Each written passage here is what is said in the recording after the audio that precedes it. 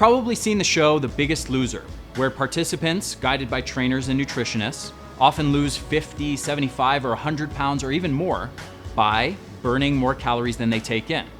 Well, here's what they don't tell you. According to a recent study, over 90% of Biggest Loser participants gain back all the weight they lost during the show.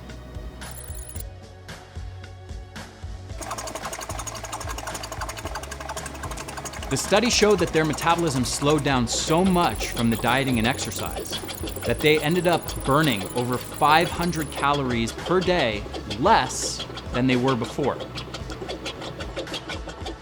The latest physiology research now tells us that there are really two completely different kinds of fat loss: short-term and long-term. So if all you want is short-term weight loss, then the calories in, calories out approach of burning more calories than you take in works 100% of the time. If your goal is long-term fat loss, where you don't just want to get lean for a few weeks or months before rebounding to your previous weight, but you want to get lean and stay lean permanently, well, in this case, the calories in, calories out approach of burning more calories than you take in fails. Have you ever noticed that your body weight tends to stay relatively stable over time? In exactly the same way that the body has a system built into it that regulates blood sugar, blood pressure, body temperature, sleep-wake cycles, and blood oxygen, our biology also comes hardwired with a system that is designed to regulate our body weight. So let's look at 3 biologically regulated systems of the body. First, let's take a look at oxygen. I can say to you, oh, if you want to lower the amount of oxygen in your blood, all you have to do is deprive your body of oxygen. So you hold your breath. You deprive your body of oxygen and your blood oxygen goes down. But then what happens? Well, the body counteracts you holding your breath by first forcing you to breathe and then hyperventilating. And it does this to quickly return oxygen levels to normal. Let's look at sleep-wake cycles. So if I say to you, all you have to do to decrease the time you're sleeping is just force yourself to stay up till 2 a.m. and then set your alarm clock to 4 a.m. and then force yourself to get up on only 2 hours of sleep. And you've successfully decreased the amount of sleep you had. What happens is the next day, you're tired. Not only are you really tired and you want to sleep, but the next time you actually do go to sleep, you end up sleeping in excess of hours. And this is, again, in exactly the same way that the body hyperventilates, the body will force a countermeasure that allows you to normalize that sleep-wake cycle. So now, what happens if we want fat loss? The exact same thing happens here as with holding your breath or depriving your body of sleep. First, your body responds by increasing hunger levels. This motivates you to eat more to cancel out the caloric deprivation.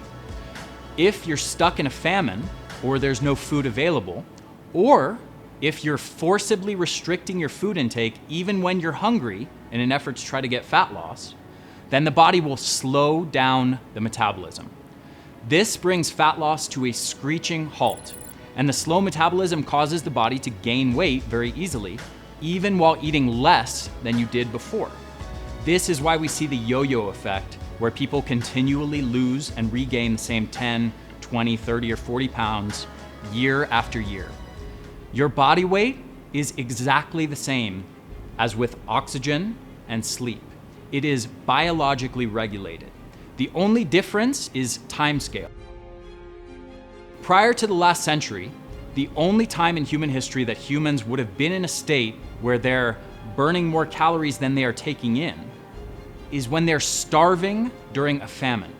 And millions of years have hardwired into your biology something obesity researchers call the body fat set point. This is your body's way of keeping your body weight stable over time and returning you to your normal body weight after a period of famine or forcible starvation. According to obesity researcher Stéphane Guyunet, that's where the calories in, calories out theory fails. It doesn't account for that dynamic regulation of energy balance.